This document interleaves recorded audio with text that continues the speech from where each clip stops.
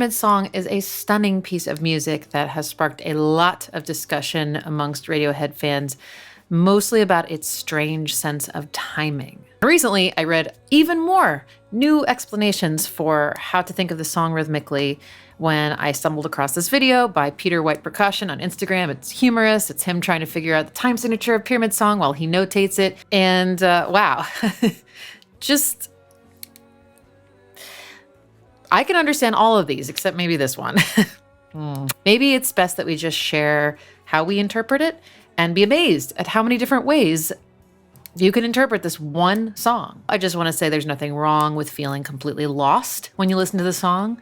I think that's actually quite apropos. I'm also going to delve into the harmony of the song because it's so haunting and very unusual. There's that one really painful chord. You know the one I'm talking about. So stick around if that interests you, but for now we're going to delve into the timing.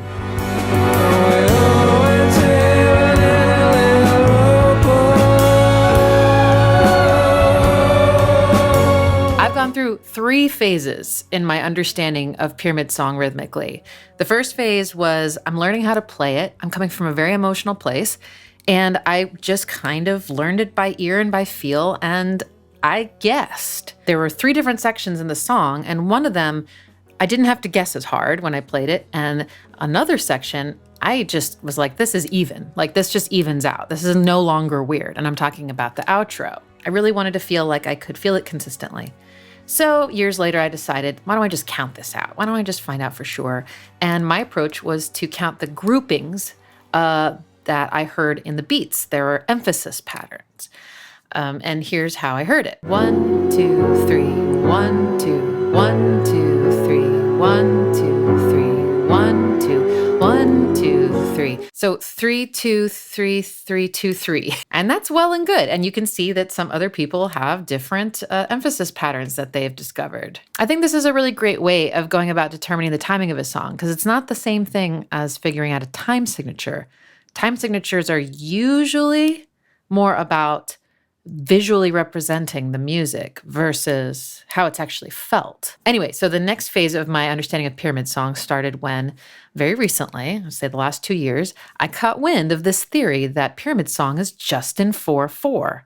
I was like, no way. Just because it mathematically can fit into a 4/4 time signature doesn't mean it's in 4/4. It doesn't feel like 4/4. It doesn't present itself as 4/4. So why would you do that? How would that help a musician play it? So I kind of brushed that notion aside. Well, last year I was practicing Pyramid Song and I was just playing the chords and I was just trying to kind of get through it so that I could, just get the fingerings and kind of remember like, oh yeah, it's like this, it's like this, it's like this.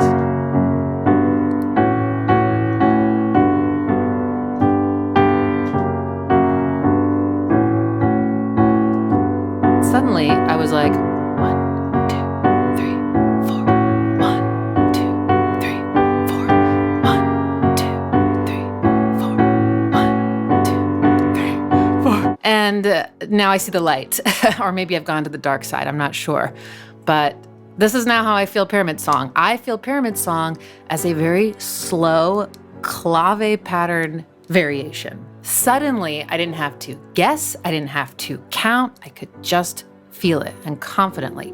Tom's vocal melodies all made sense, all those syncopations, the ooh, ooh, sorry, that was really out of tune, and the violins, I was like, oh. Now there is nothing to fear and nothing to doubt when I play Pyramid Song. Sorry, I had to do that. The rhythm of these chords doesn't change at all. The figure is da, da, da, da, da. That's it. And it just repeats. Da, da, da, da, da, da, da, da, da, da. If you speed it up, it starts to sound like a clave, sort of. Da, da, da, da, da, da, da, da, da, da, da, da. If you've never played a clave pattern, then this may not help you, but if you have, it's probably already internalized and you can just feel it. You can count this like with a slow 4 or a faster 4, and I'll show you both. 1, 2, 3, 4. 1, 2, 3, 4. 1, 2, 3,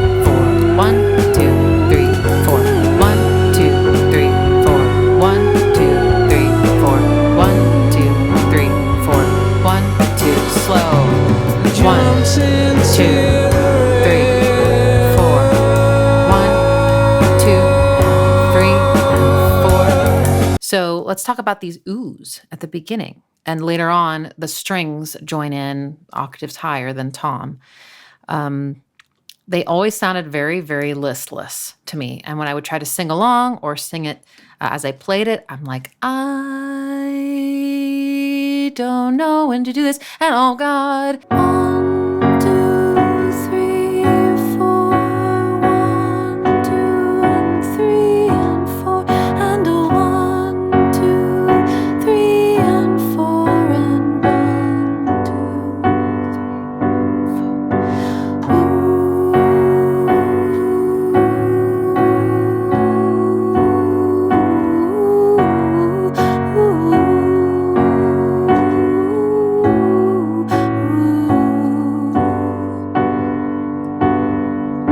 So nice to know what I am doing. All my lovers were there with me. Nice. All my past and futures. So futures is on the beats. Oh, we all went to heaven in a little rowboat. There was nothing to fear, nothing to doubt. So yeah, it is very syncopated, but Radiohead is syncopated. Phil has said in an interview that it's just in 4. That was his quote. Whether or not he actually counts it that way or feels it that way, I don't know. We would have to ask them. But it seems likely. Important to note, the song swings. The swing in Pyramid Song is most heavily felt in the drums. What swing? It's a feeling where the eighth notes are no longer equal in duration. Usually it's the first one is longer and the second one is shorter. So for example, 1 and 2 and 3 and 4 and 1 and 2 and 3 and 4. It's like long, short, long, short, long, short, long. You can notate that in sheet music very explicitly, or you can just simply put a note that says swinging eighths or swing. And then the musician knows, all my eighth notes are going to have the swing feeling. So because of this swing, someone might as well just notate Pyramid Song in 12/8, and then it would be a shuffle. Other examples of shuffle, Rosanna by Toto, Everybody Wants to Rule the World by Tears for Fears, Capital G by 9 Inch Nails, and The Way You Make Me Feel by Michael Jackson. Now, at first, the drums sounded really weird in terms of like, okay, how do the drums fit into a kind of a 4/4 feeling to me? And I was like, well, they don't really. They're sort of just playing with the accent pattern that I used to count as the 2, 3, 3, 2. Can't remember now. It was so long ago. I'm just going to scat it because I really can't explain it. Got, dun, got, got, dun, got, dun, got, got, got, dun, got, dun, got. Dun, got, and just like the piano, it's just the same figure repeated twice, which is dun, got, dun, got. Okay. But this leads me to the next section of this video is why is this so rhythmically confusing? Why are there so many interpretations? Here are my theories. Number 1, it's really slow. I think the slower a song is, the more the cohesion of the rhythm starts to break down. And especially at the beginning, which is reason number 2, there are no drums. And drums typically do help us kind of get our bearings in terms of the timing. Like, where's the downbeat? Beat 1. That is what grounds us. Where are the offbeats that give us kind of that interplay that help orient us? There are none. And so with the piano being so syncopated, and Tom's melody also being pretty syncopated, there's not a whole lot to go on. And number 3, the drum pattern is essentially accentuating that clave pattern and less accentuating how you might count it in 4. The snares are very syncopated. Got.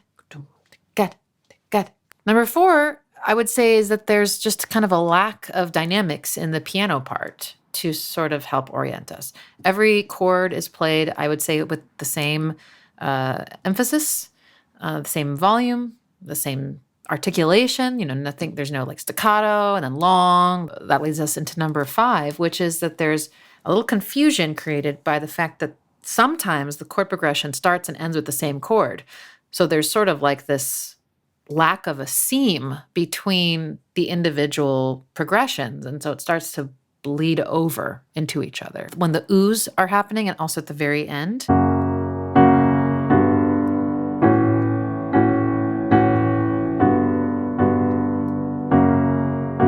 Starting over. The last reason is that the harmonic rhythm is quite misleading. 1, 2, 3, 4. 1, 2, 3, 4. 1, 2, 3, 4. 1, 2, 3, 4. So what I did there is I just waited until the next downbeat of the second measure to hit the chord that has a lot more harmonic weight. And by weight, I just mean it feels like you kind of get to a place where things sound a bit resolved. This chord is the most resolved sounding chord in the whole thing because it is our tonic chord. It's our home bass. Okay, this is the 3 chord, flat 3. And it also kind of feels like a place of arrival. Like if we are on a train, this would be where we board the train, the train station, and then we are going and we're seeing things and it's beautiful, but we're not there yet. And then we get to another station. Some people get off, some people continue on, and then and so when you play it, you have to just get used to the fact that it's 1, 2, 3, 4, 1, 2, 3, 4. It's not as confusing with the other parts.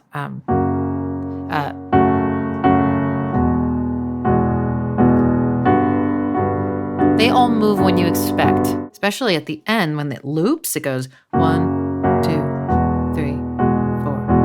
1, 2, 3. Again. 1, 2, 3, 4. 1, 2, 3,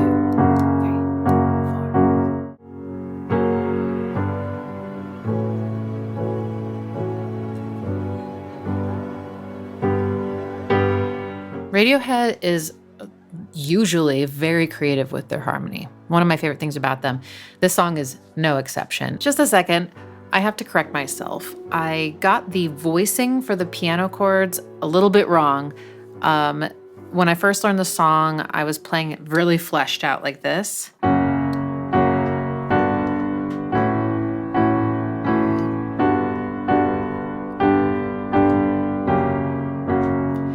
Which sounds really bright and really strong. When I listened harder to the song, I could have sworn that I wasn't hearing some of these doubled notes and that it was this.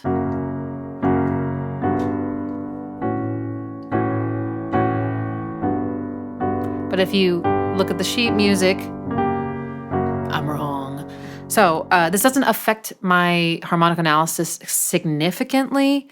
I can't re-record it at this point, but I did just want to point that out. So if you do want to learn the song and you want to learn it as written, I think I just accidentally did like a hand fart. I'm leaving this in the video. It's too late. Then just know there's going to be more notes that you're playing than what I'm playing. But I'm still playing the same chords. I'm just not doubling the root and the fifth. All right, let's keep going. Starts out with this very sparse spread voicing of an F sharp major chord. Then it goes to a also sparse and spread voicing of a G major 7th chord. And we top it off with an A major 6th chord.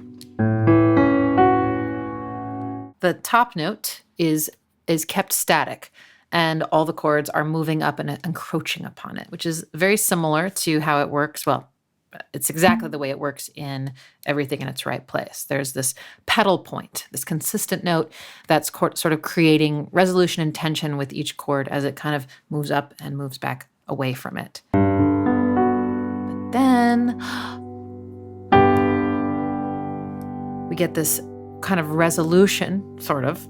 There's a little bit of tension in this major 7th chord. It gets temporarily relieved by removing the 7th, which is a dissonant interval. There's There's this bright moment, but then there's the pain. This. I had to look up what this was. Yes, F sharp, flat 9. I'll go over what that means in a second. It's not that weird, but it sounds very tense, which is so, it hurts, you know? They hold on to the G and you feel that tension. It's beautiful, but what makes it even more beautiful is where it goes. Tension, resolution. Ooh, you go through so much just between this.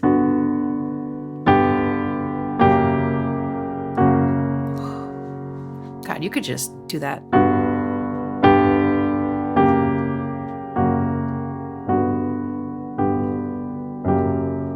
Doesn't feel like you're rocking back and forth. The reason it's so tense is the relationship between the root, I think, the root and this note. You could call this a minor second. Very clashy, very, very clashy. Or if it's spread out like this, it's a minor ninth, which is a little bit easier for our ears typically to make sense of. And then it resolves fully back to the F sharp major chord. And what's cool is that this resolution doesn't happen until after the phrase starts over. So there's like this overhang of the pain into the next part.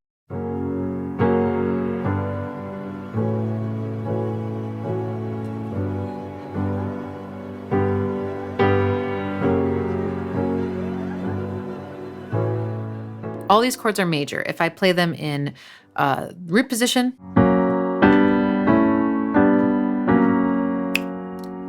it sounds a little different to our Western ears, doesn't it? Major chords sound very bright and confident to me, but when they're related in this way, where there's like a bunch of them all lined up and this one is a half step away,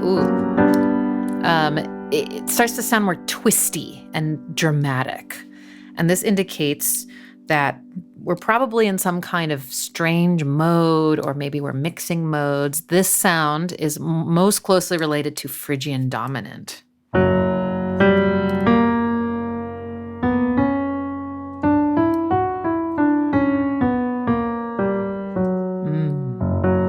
Has that kind of exotic sound to us.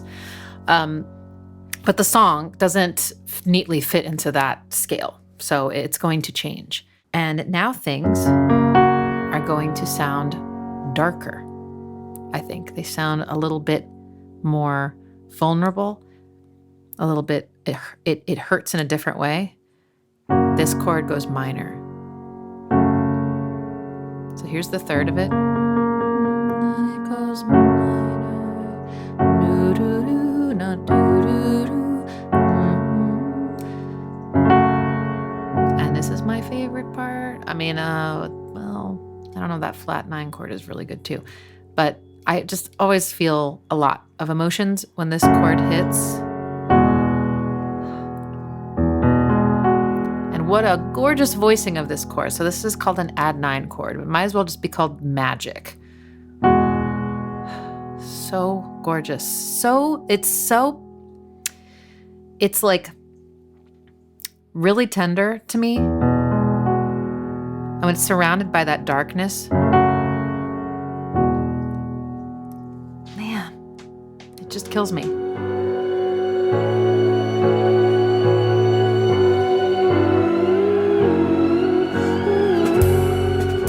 Now, let's look at the oohs. I love Tom's falsetto. He holds out this long, beautiful note, and it's F sharp, so it's the one note that everything has in common.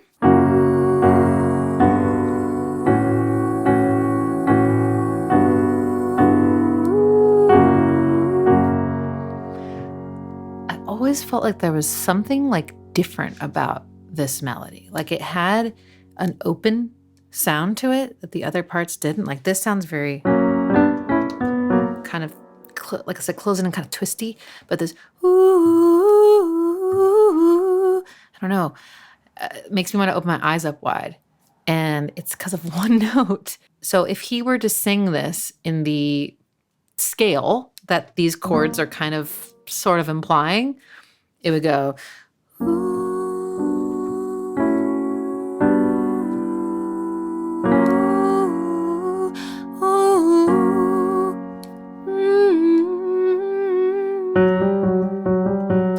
That flat 2, that flat 9 sound.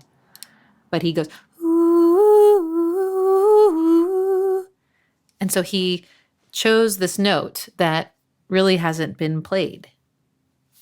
G sharp. He sings it multiple times.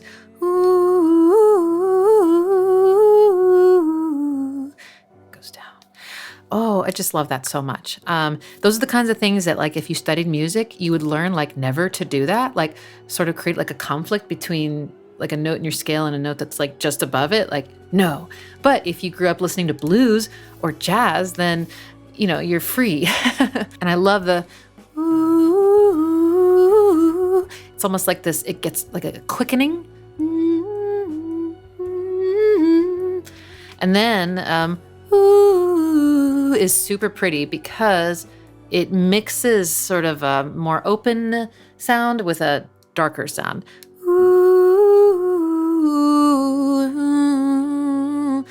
You have this flat 6 that's just sitting right above your 5th.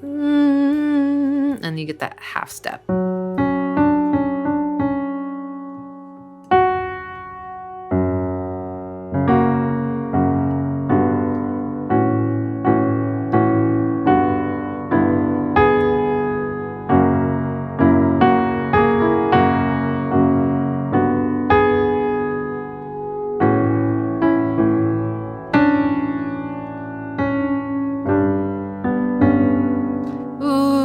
That's so pretty.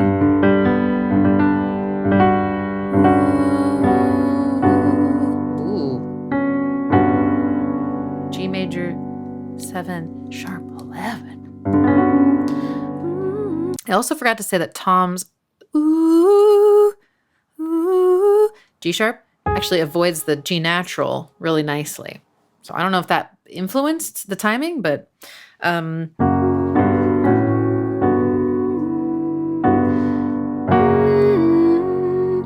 like right when he does, he just let go of this.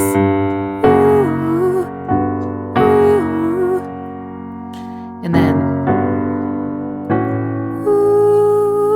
no conflict there. But then he goes down to that note and we get the G. So they just miss each other. This beautiful descending melody comes back in on the last part. The song doesn't really have a verse or chorus, does it? It's sort of, there's a melody, the lyrics, there's a little interlude, and then it repeats with more production and some vocal harmonies. So it has that sort of hypnotic sound. And that also, I think, is part of why it feels sort of like you're not moving forward very much, and it's more of a swaying feeling, kind of like, I don't know. It creates this weird sense of space, I think. You don't feel like you're just moving from beginning to end, almost like it's cyclical. The violins, in a very romantic, kind of cinematic way, come in on the last chorus in octaves, I believe, or maybe it's 2 octaves. There's a really high note. And there's a... And that happens in a new spot in the song, basically. There was nothing to fear, nothing to die. So Tom's vocal melody with the lyrics.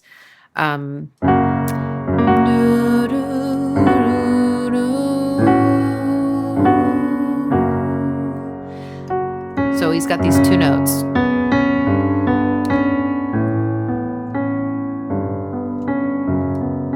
One of my favorite things that happens in music is when you have like a melodic figure and it kind of repeats over different chords, and you get to hear the different emotional or feel different emotional responses as the melody interacts differently with the new chords. It's just really beautiful. So he has jumped in the river. Ooh.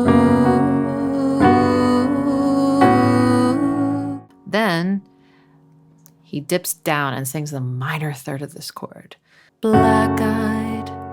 It's the perfect moment for things to go dark. Black-eyed angels.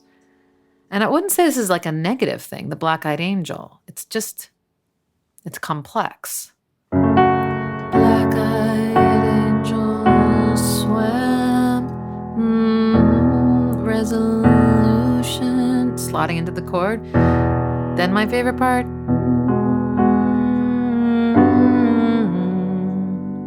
Ooh, this is really, really nice.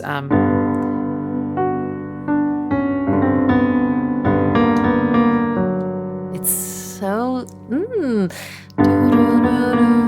I think what makes this feel so strange and kind of otherworldly is the chord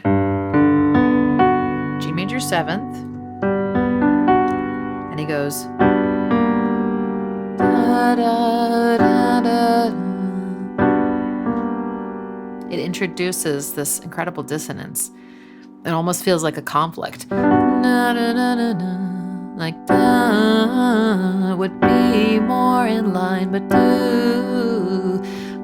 do do do do do. It perfectly matches up with the F sharp major chord, which is the first one.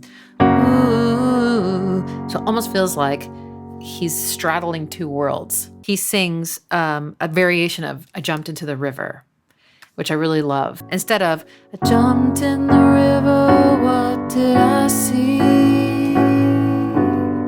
We have I jumped into the river.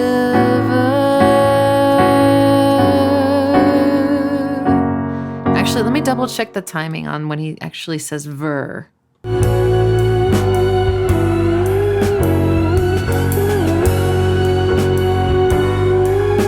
I love the way the strings are so whiny. There's a lot of sliding, I think, going on, but I don't know for sure what they're doing.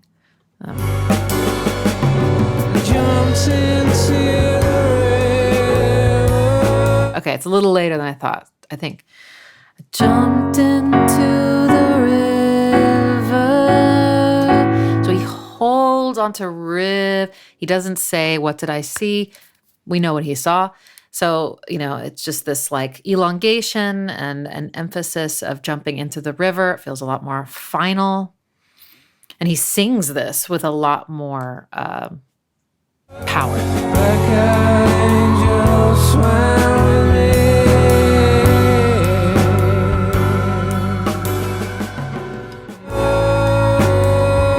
You got a bass.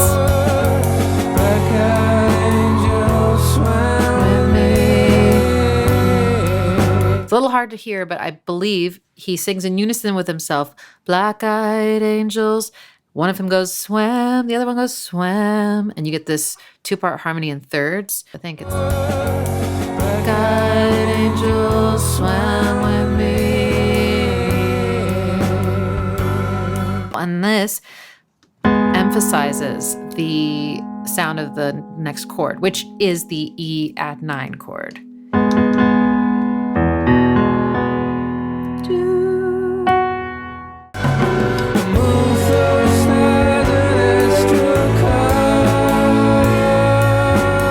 I love that.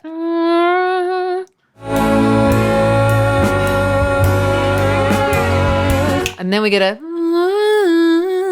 It's so beautiful. All the things I used to sing.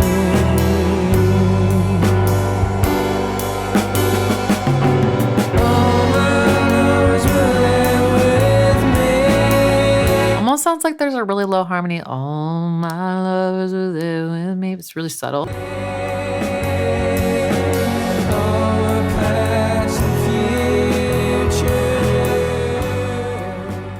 You'll also notice that the strings are very organically, like slowly creeping up on the song.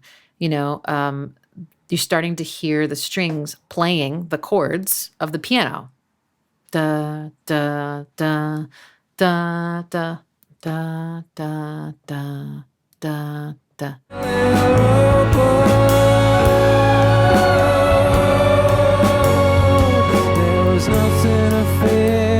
bit of a gentle climax to this point. Right before he sings, "There was nothing to fear, nothing to doubt."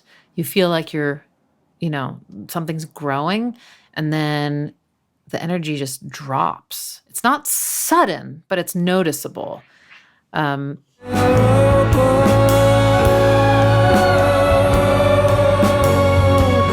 was nothing to fear, nothing to doubt. I mainly just hear piano, bass, drums, and tom. Nothing to fear, nothing to doubt. And you get this repetition. This is so nice. I love this line again. There was nothing to fear, nothing to doubt. And then returning. It feels like finally, like finally, you're not just leaving me here.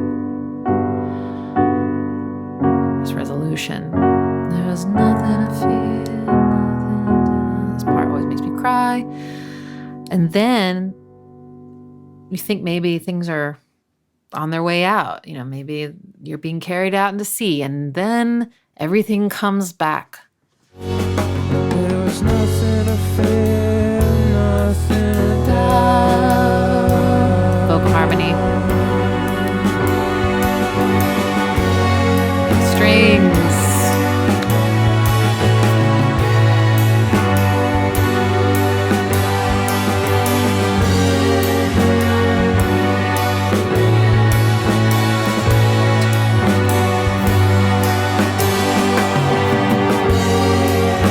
The howling starts to come in. I love the howling.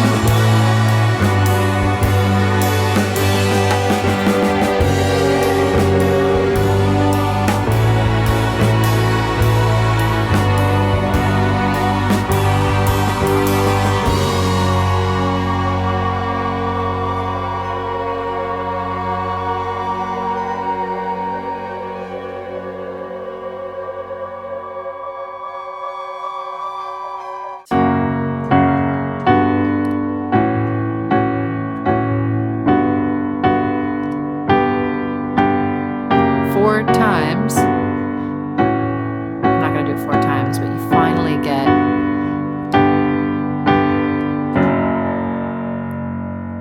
get your final resolution on that F sharp, and it's almost like a little triumphant or something. Also, you'll notice in the intro that there's these sort of shimmering strings. Kind of sounds like those tunes.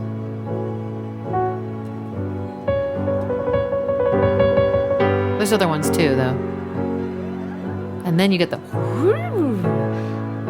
I'm not sure what it is, but it sounds like something going up and down the string. It's got that kind of metallic sound. It's very, very creative. It must have been so fun to record these. The instrumentation and the production is for certain a big part of what makes it so powerful. Thank you so much for watching, and thank you for not arguing with your fellow music lovers in the comments, but feel free to share how you hear the song and maybe some of your favorite parts. And thank you so much to my patrons for making these videos possible. Special thanks to Chris Wood, Daniel Banks, Fiars, Jonathan Hill, Peter Viden, Power Tools, Robert Granis, Vesuvian, Jan Dokta, Jolt Torok, Brian Hook, David N., John Kirkelis, Kieran Yonner, and Anonymous for being top supporters. I hope that you have a beautiful rest of your day, and I will see you next time.